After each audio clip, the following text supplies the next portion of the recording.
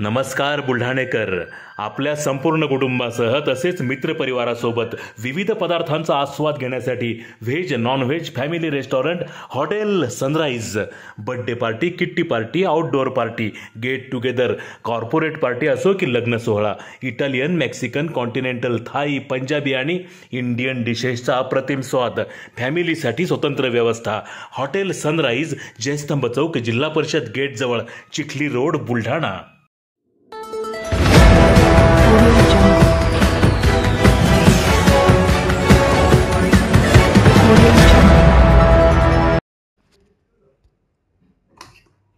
राज्यातल्या मंत्र्यांनी राजीनामे द्यावेत. जयश्री शेळके.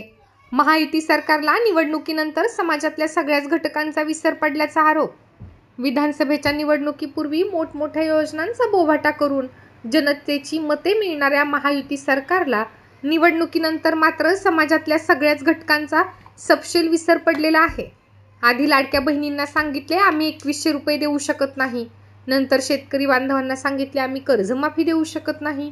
आता तर एसटी कर्मचाऱ्यांच्या पोटावर पाय मारण्याचं काम या सरकारनं केलेलं आहे. एसटी कर्मचाऱ्यांना मार्च महिन्याचा पगार मिळालेला आहे, तो सुद्धा 56%. 44% पगारामध्ये कपात करण्यात आलेली आहे. हे 44% कधी मिळतील हेही सांगितलेलं नाही. अशा प्रकारे जर समाजातल्या कोणत्याच घटकाला तुम्ही न्याय देऊ जर शकत नसाल तर या राज्यातल्या मंत्र्यांनी राजीनामे दिले पाहिजे, तशी मागणी शिवसेना ठाकरे गटाच्या प्रवक्त्या ॲडव्होकेट जयश्री शेळके यांनी केली आहे.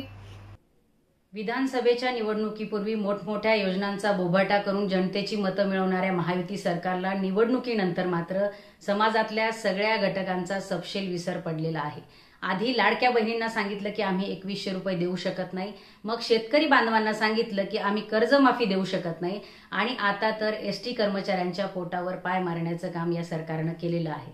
एसटी कर्मचाऱ्यांना मार्च महिन्याचा पगार मिळालाय, तोही आता, आणि तो सुद्धा 56%. 44% पगारामध्ये कपात करण्यात आलेली आहे आणि हे 44% कधी मिळतील हेही सांगितलेलं नाही. अशा प्रकारे जर समाजातल्या कोणत्याच घटकाला तुम्ही न्याय देऊ शकत नसाल तर या राज्यातल्या मंत्र्यांनी राजीनामे दिले पाहिजे.